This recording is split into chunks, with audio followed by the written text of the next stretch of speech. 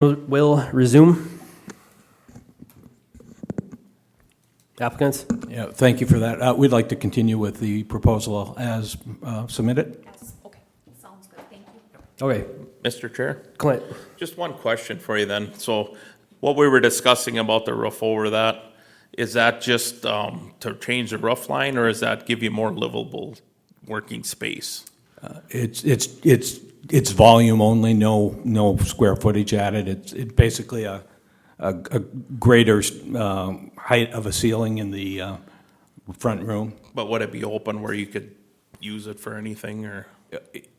It would be volume on top of what is currently the living room. Okay. So, Mr. Chair. Yeah. Go. So you're talking that would be a vaulted ceiling in there? Correct. Okay. But you were going to be intensifying the size of the building, correct? And right now, if I remember hearing correctly, no more bedrooms, but you're going to have an exercise room that variances are granted to the land. And you may not have it as a bedroom, but the next owner may turn it into a bedroom, intensifying the use of that property.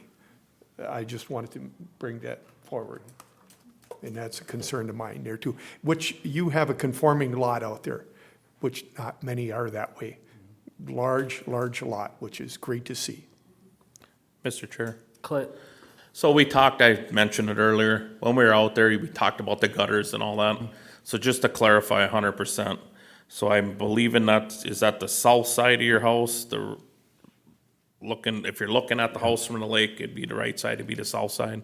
The lake side is the south side. Okay, so then that would be the, East side. okay.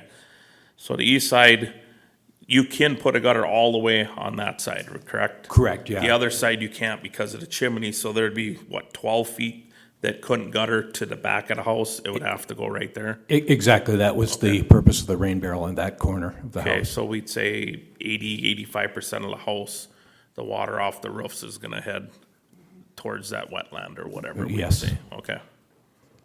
Thank you.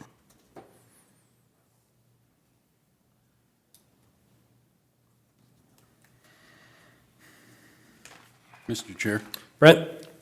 just a couple comments before we move forward or do any more discussion on this, but this home as it's situated now is 44 feet from the lake at this point. We're looking at increasing the home by about 1,230 square feet. It's a 1,700 square foot structure now. Granted, some of that is maybe in the building envelope, but it's attaching to a nonconformity in an area where there is a pretty substantial, large footprint and building envelope, and protecting that shore impact zone and having setbacks in the county is what we're most concerned with on shoreland. I think everybody just needs to keep that in mind as we move forward. Thank you, Brent.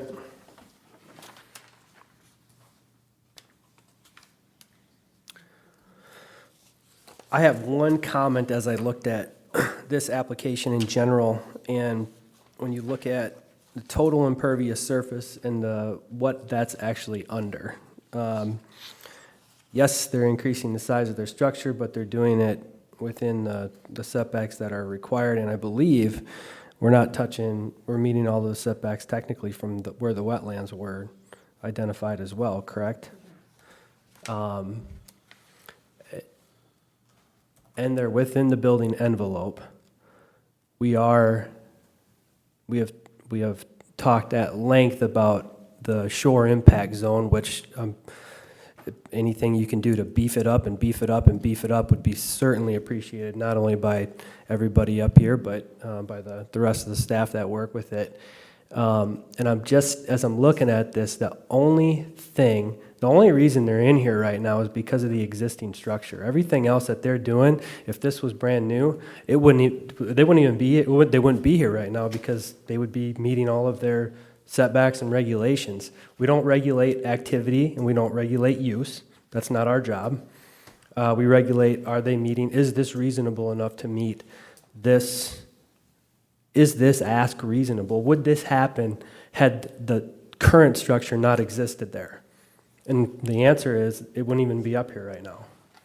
So that's, as I look at it, again, that's my one comment on it. And do what you can to get the rainwater going the other direction. Mr. Chair, Yes. just for clarification, after the brief break that we had, they said that they wanted to proceed with the application as presented. So is it the application that's presented that we're looking at? Or, Yes. or are they amending that front section roof? No amendments, as it is. No amendments. All right, Yes. thank you. Yep. Anything else? Okay. No, Mr. Chair. We'll go to public comment. Any public comment? If there is any, please to the podium, state your name, address, and your facts. Any public comment? Any public comment? We will close this section of the meeting to the public comment. And then we'll come back to the board members here and walk through the finding of fact criteria questions. Clint, we'll start with you. Question 1, is the request in harmony with the general purposes and intent of the Morrison County Land Use Ordinance and Comprehensive Plan? I think everything that they're adding on to this, other than just the roof over the part that's in the shore impact zone, would meet ordinance and our comprehensive plan. Their willingness to try and get as much of the water away from the lake as they possibly can, putting in the vegetation on the shoreline and doing them things. I think that's all in harmony. I'm not quite sure adding on to non-conforming structure that's in the shore impact zone would make it go all the way to be in harmony. The steps that they're proposing to do to try and mitigate some of that, I don't know if it can get mitigated all the way, because they're not just changing the roof line, but it also gives more square footage up there that could be used sometime. So I'm not 100% on this question at this time. So I'd probably lean towards no, but maybe somebody else can change my mind. Marv? Mr. Chair, I don't think it does, it's not in harmony in the way I believe it is. You're intensifying the use in the shore impact zone. The shoreline setback is 75 feet. They're 44 feet.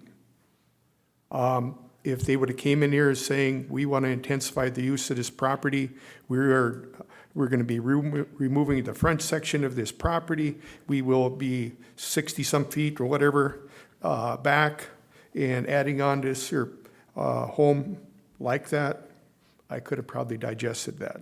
And I would have probably been saying it'd be fine. But when you take this here and intensifying the use and a very large intensification, they're not going to be adding any bedrooms, but years down the road, they're adding a room, could turn into a 4-bedroom. How many more people are going to be coming there?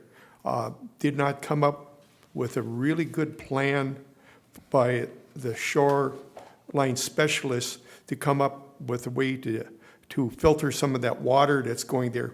Were there little pieces? Yes, but nothing big enough to plant, do a no-mow zone, a few small gardens, but that's really a large structure to be that close to the lake.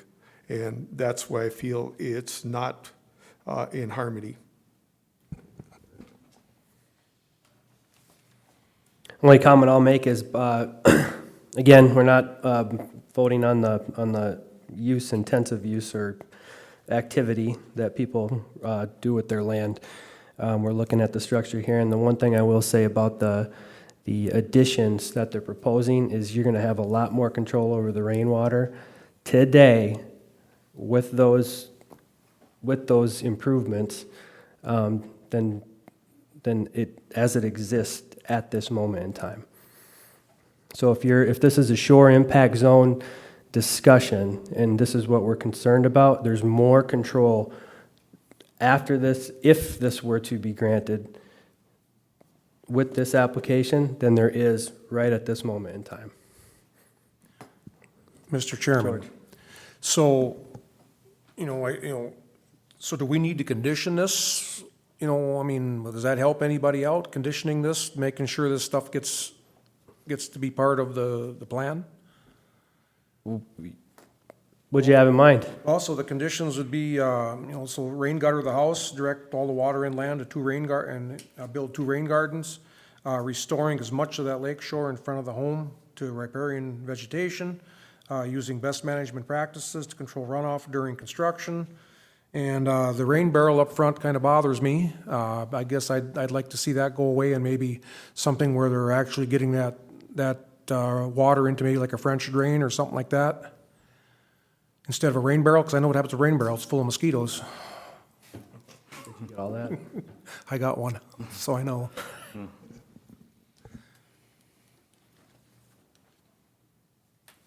Good? I have them down, and that's just if Okay. if you're answering the criteria questions with those conditions in mind, then make sure you qualify your answer that with the conditions, this is a yes. Yeah. Okay. Yep, that's where I would be with it. Okay. Anybody else? Okay, question 2, is the applicant proposing to use the property in a reasonable manner not permitted by land use ordinance? This one is for me. As you look at where they're building and what they're building, the size of the envelope, the impervious surface calculation, the willingness that the applicants have already stated that they would be looking to do for improving the shore impact zone in general. Everything is being built away from the lake, not toward the lake. And yes, minus the vaulted ceiling. But again, that gives you more control with that being guttered. George, I agree with the rain barrel situation. Are they proposing to use this in a reasonable manner? I think it's more than reasonable.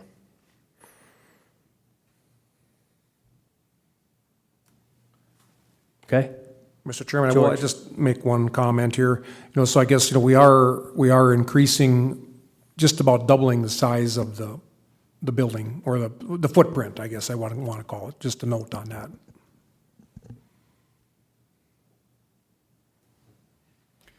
Mr. Chair, Yes. so are you answering the question of reasonableness, or are you just making that comment for people to keep in mind? Okay.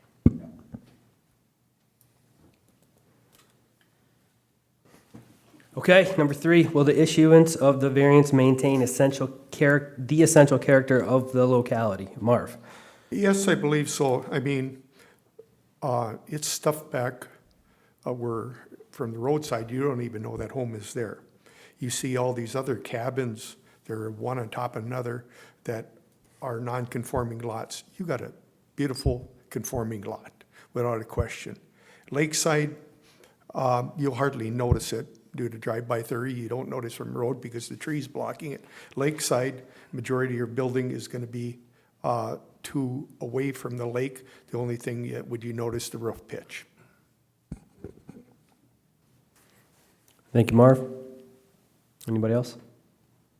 Mr. Chairman, I guess just a note, the neighbors, let me see here, that's what I got here. The neighbors there's both similar homes on both sides of the property. To the east and west, one does have an attached garage, the other will, the way it sounds, will be maybe coming to this board to ask for an attached garage, who knows? And setbacks to the lake are similar on both sides of them. Mr. Chair, Brent?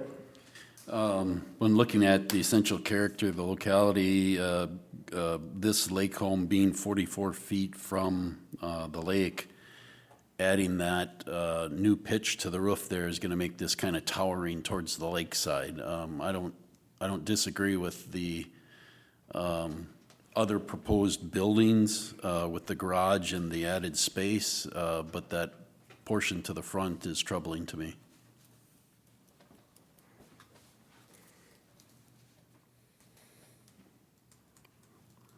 Anybody else? Okay. Question 4 to you, Brent. Is the alleged practical difficulty due to circumstances unique to the property? I'm kind of struggling with this one because as defined by the applicants here, their practical difficulty refers to the deficiencies of the property.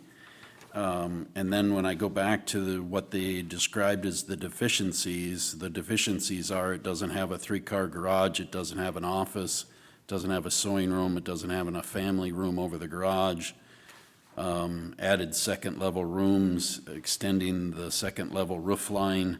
That's what the deficiencies are. I don't know that those are deficiencies, and I don't know that those are practical difficulties unique to the property.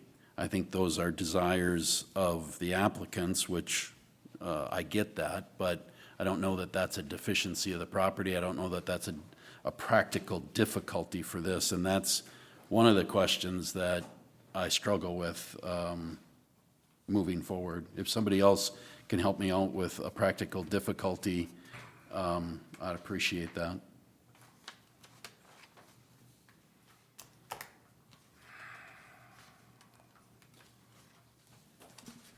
Mr. Chairman. George. I guess likewise, like Brent, I really struggled to find a practical difficulty here. I will agree with what he says on, the deficiencies. I don't know. I mean, the only thing you could look at there is you got a wetland to the back, and, but that really doesn't change anything, although you do have to fit a septic system in there also. So, yeah, I struggled with this one, and I put a lot of hours in on this to figure it out, and I left my home tonight scratching my head.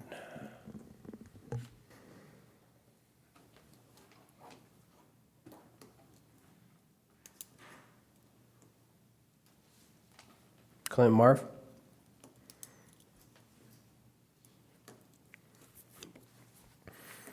Well, if you do move it back, and you're referencing either, it's a horse apiece, right? It's to the wetland or it's to the shore impact zone, and we're staying away from the wetland, but still in the shore impact zone because that's where the original structure was. So if you want to add on and you want to change your house, adapt your house, I'm not saying that's a practical difficulty. I'm saying, what options do you have? And Mr. Chairman, looking at the site diagram, the new addition where the garage and stuff is 20 feet from the septic system. I believe that is a setback, correct, Amy? So, he fit it in there, shoehorned it in there basically with what he had. Yeah. But I don't know if that's a practical difficulty. Okay, question 5, is the need for the variance created by actions other than the landowner or prior landowners? George. Mr. Chairman, so this one here also, the perceived deficiencies in the garage and living quarters, the variance need was created by the perceived deficiency in the garage living quarters.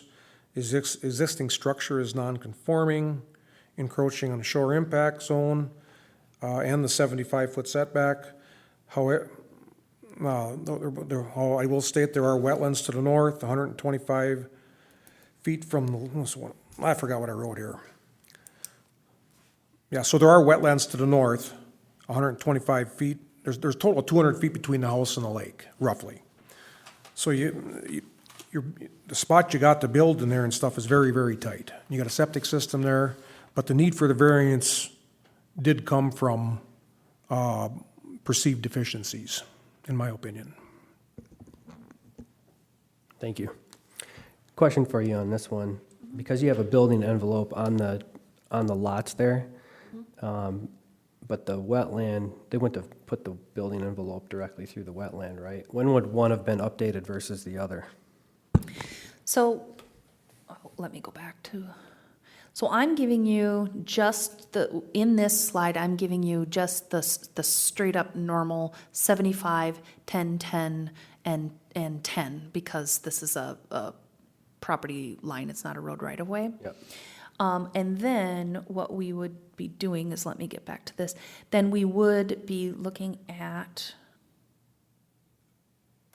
so there's type 1 here, and so we would be taking the setback from here. So essentially what happens is the building envelope gets broken up a little bit. That's not, also that building envelope is not contemplating the property that's farthest to the north either. So give me just a second, because I have to reset this, so. Sorry about that, I accidentally closed it. There we go. All right, let me get back to, so this is the full property. The building envelope does not contemplate this. So that 40,000 is just what's on the riparian side. It doesn't contemplate this at all. So there will be parts of that building envelope that include wetland. The extent of that, I don't know. Since they weren't looking to build there, I wasn't spending a lot of time laying all of that out. That would take a survey. Got it. Thank you. Anybody else on 5? I just add to it that when Amy explains that, if we look at the split of the two building envelopes, basically because of the wetland, basically with that structure being placed where it was originally, and if even if that wasn't there, let's say we're back 75 feet, you could say that that's part of a practical difficulty. If they met the 75 feet, there is a lot smaller building envelope there with that wetland and stuff in there. I don't know what the measurements are, if it would make it or not, but that's something just to think about also, I guess, being we were discussing that just how that was placed. So that was a prior landowner that placed that structure in that part. But then when we really look at the building envelope, it's not quite as big on the riparian side as it's stated, because it's split by the wetlands.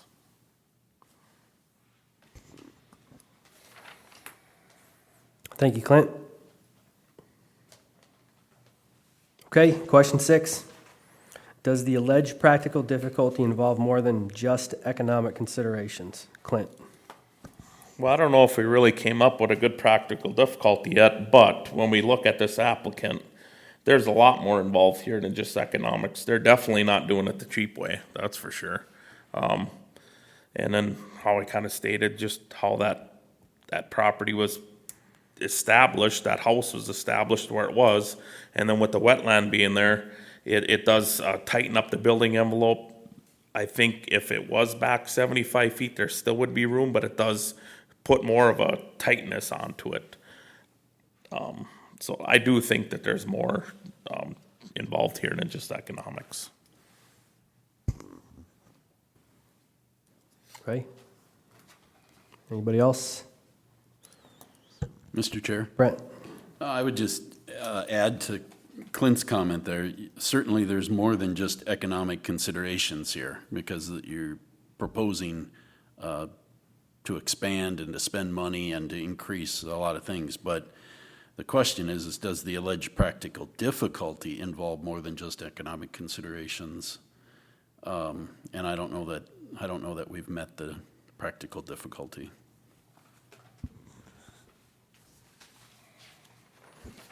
Okay, we are wrapping up that section of the finding of fact criteria, and we're going to go to answering the questions.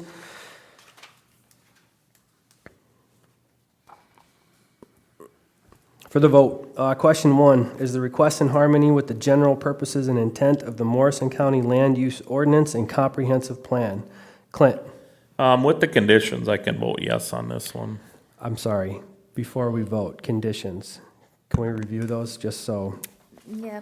So, Mr. Chair, it appears that George was pulling what they had cited on their stormwater plan Yes, for conditions. Yes. So it would be incorporation of the items they had identified in their stormwater plan. And I can pull that up. So it would be these items, so it would be the silt fencing, the erosion control measures, the soil stockpiles, and then going back to the permanent stormwater plan. So essentially what, I guess, how I would write it is that they would fully implement and maintain everything identified in their stormwater plan that was submitted. except for the rain barrel. Except for the rain barrel, they would have to be doing Yeah. something else. Yes. Is that good enough, or do you want me to? No, nail that's it good down? enough. Just- Okay. So that's what we know we're voting on. Okay. Thank you. Should Yep, have done that. yep. I should have done that differently. Question 1, back to you, Clint. Is the request in harmony with the general purposes and intent of the Morrison County Land Use Ordinance and Comprehensive Plan? With the conditions, yes. I, John, is a yes. Marv? No. Brent? No. George? Yes, with the conditions.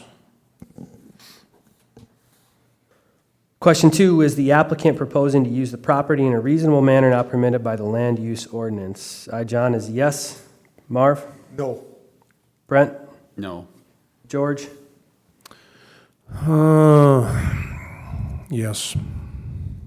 Clint? I think with them conditions, I can say yes on this. Question 3, will the issuance of the variance maintain the essential character of the locality? Marv? Yes. Brent? No. George? Yes. Clint? Yes. I, John, is a yes. Question 4, is the alleged practical difficulty due to circumstances unique to the property? Brent? No. George? No. Clint? No. I, John, is a no. Marv? No. Question 5, is the need for the variance created by actions other than the landowner or prior landowners? George? Yes. Clint? No. I, John, is a yes. Marv? No. Brent? No. Question 6, does the alleged practical difficulty involve more than just economic considerations? Clint? Yes. I, John, is a yes. Marv? Yes. Brent? No. George? No. We did not answer all of the questions in the affirmative. Do I have a motion to deny the variance as requested? Mr. Chairman, I'll make that motion. Motion made by George. Is there a second? Mr. Chair, I'll second that. Seconded by Marv. All those in favor? Brent? Aye. George? Aye. Marv? Aye. Clint? Aye. I, John, is aye. The motion carries to deny the variance as requested. Appreciate the time and the energy for the application. Thank you. Thank you.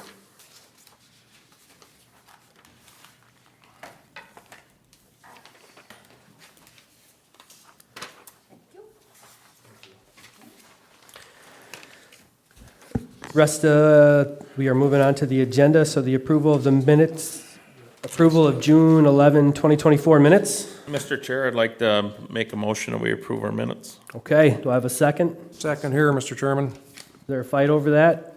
Okay, George, seconded by George. All in favor?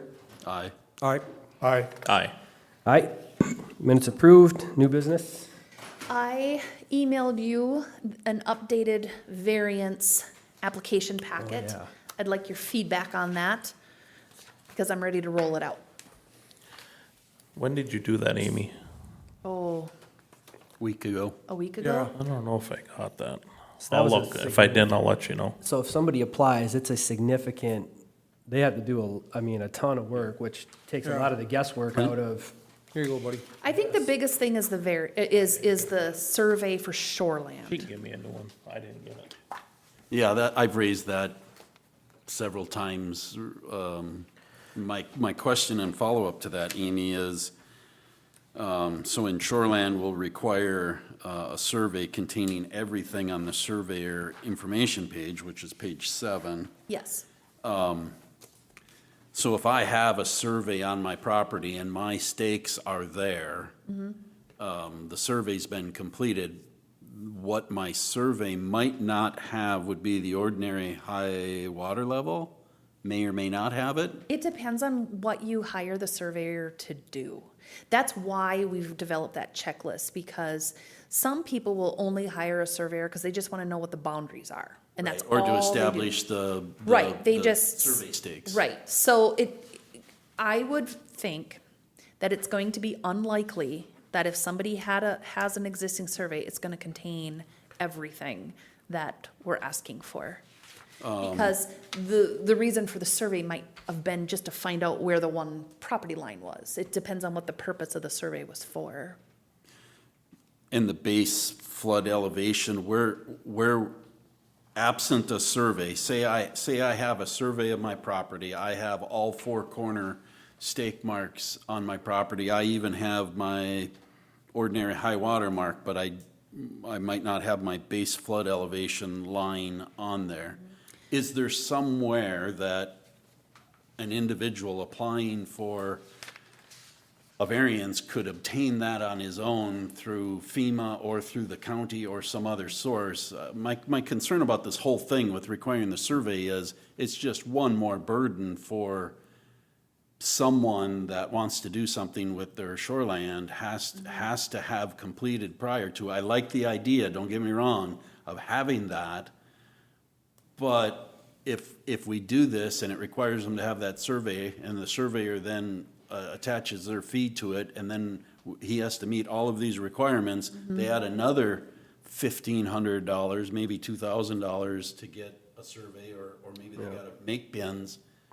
And they gotta do all of that before they can even apply for the variance to know whether they're gonna get it granted or not.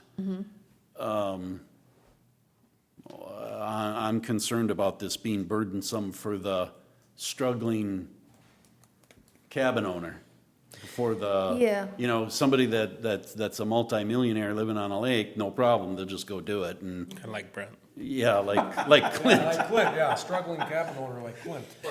Yeah. But, I mean, we're really, don't get me wrong, I like it, it makes it cleaner for everybody, but if you've got a survey and you've got all of these, is there a way for them to find this stuff on their own? I'm a do-it-yourself guy. If I can find something on my own, I want to do it. If I don't have to hire an attorney and I can research it, I'll do it. If I don't have to hire a surveyor, I'll do it. Yeah. Is there a way for me to do all of this absent, having a survey done? Could I acquire that, or could Joe Schmuck acquire that and be able to present it and come forward? So when it comes to floodplain stuff, the floodplain standards are gonna require them they have to shoot that elevation, and you need a surveyor to do that. Because that elevation is gonna look different on everyone's property, and it's only gonna apply if you're in the map floodplain. So for example, Sullivan Lake, Chaminade Lake, the other lakes, it's not applicable. If you're on the river, it's gonna be applicable, because when they get their variance, if they get the variance and then they have to build, then they have to come in with a certificate of elevation from a surveyor showing that they actually built to that elevation. So it's in their best interest to actually do that and know what it is. So to answer the BFE question, I would say they would have to engage a surveyor at some point anyway for that. The other pieces, so for example, say if you have a survey and it has your 4 corners and might have this or that. When it comes to like the ordinary high water mark and where your setback is and where the short impact zone is, with that's all working off of the ordinary high water mark, which is an elevation, and that's going to be different on every property. Right now, that's falling on my staff.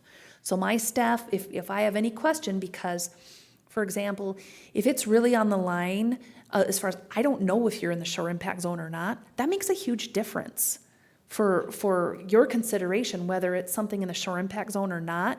So then my staff is going out there and getting a gauge reading, zeroing out, going and shooting that elevation for them. So we're providing that service to them so they can move forward, because we have to know the answers to those questions. And we're shifting that requirement or burden on to the person who's asking for that.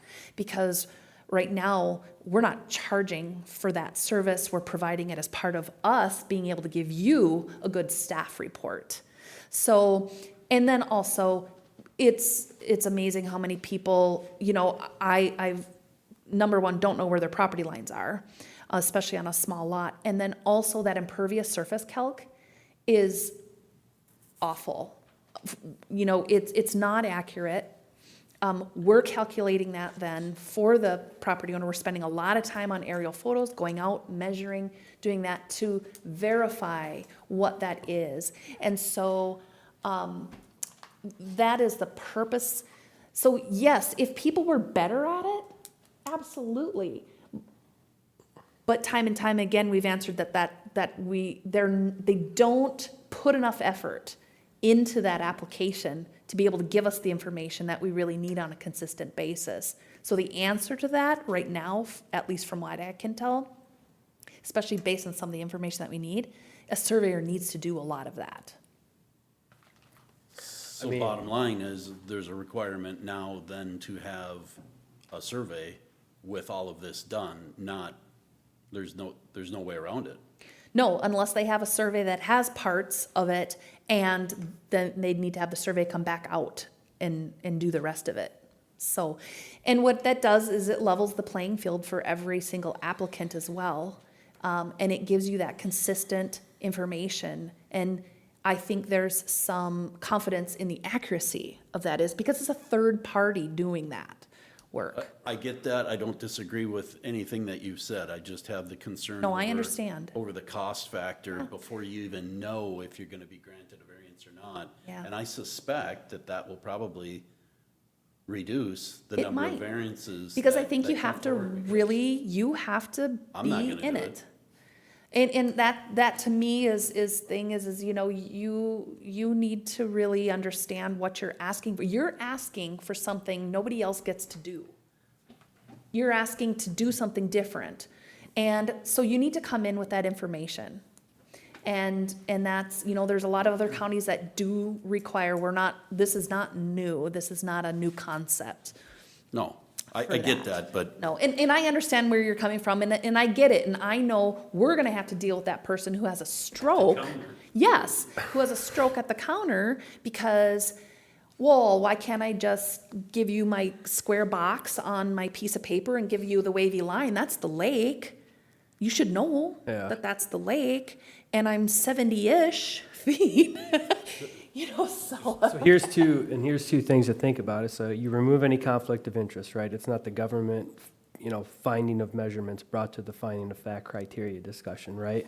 Not that means anything, but you remove one party from the other party, it's third party. Now, if that third party is my best friend doing these measurements and they understand how all of this works, He's on the hook. then what? no, and I don't, like I Their said, license is on the I don't line. disagree with it. I just think, I think that there should be a way for someone to be able to acquire the information you're requiring on their own, absent having to hire. Here's the path for doing this, here's the path for the third part, yeah. I'm I very, like the packet. I really like the last page where, My comment. the criteria question help sheet. do you think that's helpful? I mean, do you think that Absolutely. gets, okay. I just wanted to make sure that if you were looking at that, we deal with this all the time. So I want to make sure that if someone were seeing that packet for the first time, that actually would help inform what that question is asking. Yeah, Do and you the think it does? procedures, I think laying them out so you know on the front side This is how this is what going to the go. whole process is gonna entail. I mean, we had these meetings here where we discussed a lot of this, and now it's nice to see that Yeah. actually coming forward. Yeah. My only concern with all of it has been the survey. since the get-go, is that whole survey issue, and Yeah. I got two comments to that. One, Amy had a brain fog. I did get the email. Okay, good. Brent, in all fairness, I live in ag and I'm in a floodplain. Every single building I built on my farm, I had to pay for a different survey to get that elevation. So why should it be any different for a lake home or a residential home for a different thing or whatever? It should be on you if you're doing it. I know where you're coming from, but like she said, if you have a survey already, at least the boundaries are, now they have to get the survey to get the elevation. It's gonna be cheaper than doing the whole thing at once. This is, yeah, yep. No, I completely understand, and I am open, I don't know of another way where we can get all of that information, because, you know, the layperson doesn't shoot elevations and doesn't understand where that falls on a piece of property and where you get the gauge reading to calibrate to do that. I mean, that takes someone with some experience. We have that experience on staff, but we have, you know, we use it when someone's pulling a permit and we're verifying setback from the lake. But now we're kind of in the, right in the trenches with the property owner, laying out their stuff. And we're just, it's, you know, we used to, for example, like with feedlot applications, we require an environmental review. And that was, and we, the Land Services Department, paid the Soil and Water Conservation District to do those. We just ate that cost because it was required. Now, we pass that on to the producer. So the producer has to pay the $500 fee to the Soil and Water Conservation District to perform that as part of a complete application. I don't see this, you know, as any different, that you're asking for the service, this is what we need for information.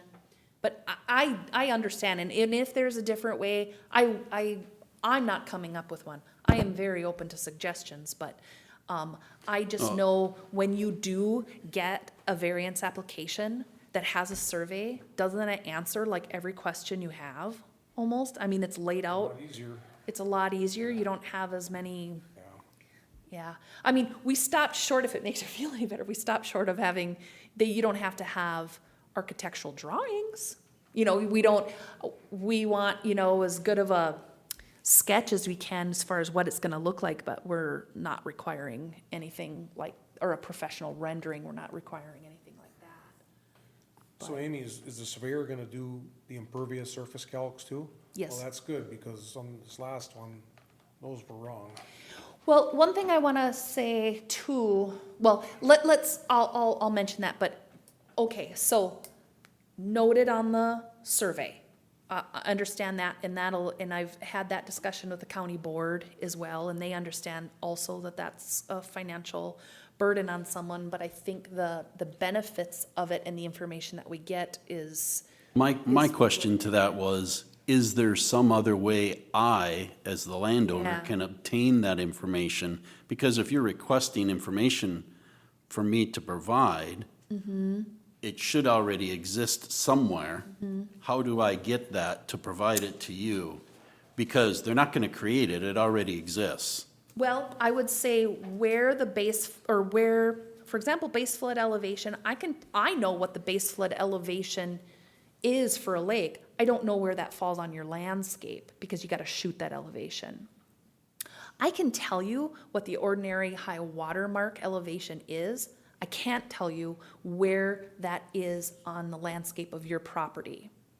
I can't tell you that. You have to shoot that elevation. I can tell you that your impervious surface can't exceed 25%, but I don't know what that calculation is for you, because I don't have your legal description to know how many square feet and how much of that is above the ordinary high water mark to be able to count. And I don't know the dimensions of everything that you have that counts. So, and we've been leaving it to the applicant to calculate some of those things, and I think we get varying levels of accuracy.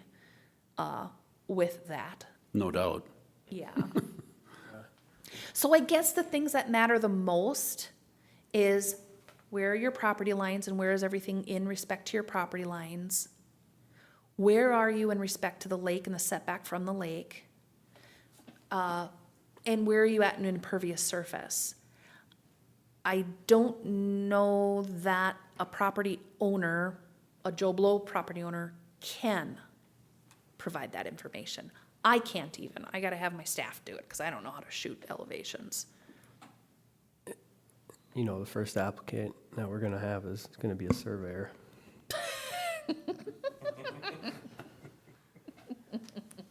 Oh, Jim. Maybe the only one.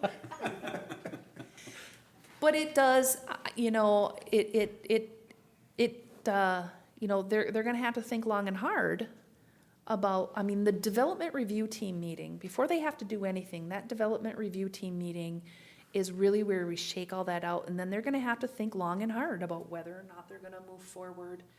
It may push people to look at alternatives or not take up a project. I hate to think that it's, you know, and this is that variances are only for the rich, you know, because to me, it's just the baseline information. You have to pay to give us that baseline information, and then it's on your own, on the merits of the request. No, so, I think More cost of doing business. well, it takes the cost off us. It frees up us to be able to help Absolutely. other people because we're doing that. So either way, it's just really the cost is just being shifted to the person who's asking for the service rather than taking it, you know, service away from other people because we're busy doing. So being you that. guys did some of that before, can I get a check from the county for my elevations then? Clint, actually, there's a 10% G&A fee. That's So, okay, so we've had a really good discussion on the survey. Yep. Anything else in the application? Do you think that the questions we're asking would give you, the answers to those questions give you the information you want to know? Am I missing anything? Well, here's what I'll tell you. Having that sheet on the back hopefully will help people give us a Better practical answers. difficulty. Yes, I hope so. Because it was a struggle. I mean, Yeah. I spent 5-6 hours on the Von Bank one, and my wife thought I was gonna be married to it, I guess, I don't know. Yeah. Yeah, No, and so it's, it's difficult. I mean, I know that thing backwards, forwards. I read the whole thing 100 Yeah. times, you know? yeah, No, I'd agree, because I think that's our biggest thing. You know, Amy pushes us to try and have the applicants answer that. And 99% of them applicants don't even know what a practical difficulty is to Hell, I come don't up with one. So I think any help we give them, I think is beneficial to the applicant and then also us. So I do like that. okay, so are you okay with rolling out this application? The thing is this can always change. Yeah. So roll it out, we'll see what we get, you know, if it's clear that people are struggling with a particular question or piece of information or something, we can reword it, retool it.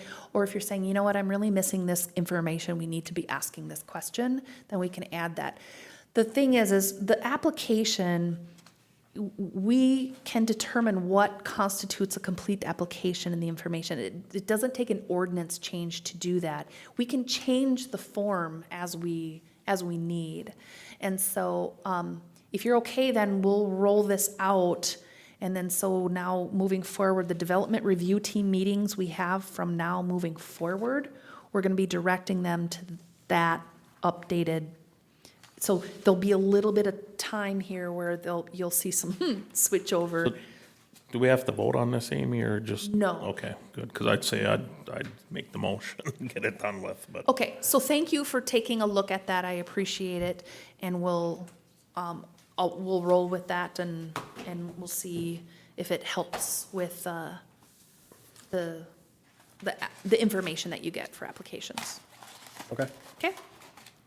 As far as for new business, I think that's all that I have. Okay. Old business. I don't think I've got any of that. Do you Nothing? have any, Sharon, that you can think of? No. June 30th is approaching really fast. No. It is. I'll be absent next meeting. That's right. George will be out. Anybody else gonna be gone? So we'll have four of you. 16th, right? We'll have 4 variances. We're hearing on the planning commission side, we're hearing the floodplain ordinance, which should be quick. And then we've got 4 variances for Date again, the 16th, you said? 16th of Okay, July. I'm good. Okay. All right, so we'll have a quorum then. When is the August meeting dates? Sharon. in the packet take a here, isn't it? peek. Yeah. Hope that's okay.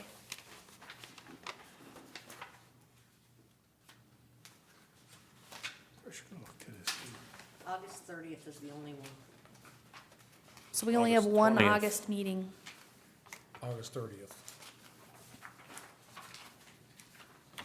Thank you. Why is there only one in August? We sync them with the county board schedule. It is on the 30th, it's, oh, yeah, there. I'm not quite sure. Do we know why we only have one? It's because, Because like, of we have Sturgis. other months where we have 3. Yeah. It's just the timing of it. And so between when I need to publish and when I need to mail, I need to have X amount of weeks in between, and that's just how it works out. Yeah. So I'm reading my sheet and I come up with August 20th, not the 30th. If you look on the back, on the Right very here. last page, yeah. Says meeting. Tuesday, August 20th, not 30th. It's July 30th and August 20th. So July 30th, Are that's you- usually combining time and everything else for me, so. we'll Yeah, see how August that 20th. Yes, you're right, Clint, you're right. August 20th. Goes. Was wrong. I just want to get that, I just want to get that on the record. On the- Your notes, That's all right, Sharon, I was wrong once in my life. Set at the table here. Ready to adjourn? I'm looking for a motion. I make a motion, we adjourn. I got one second, seconded by Brent, all in favor? Aye. Aye. Motion adjourned at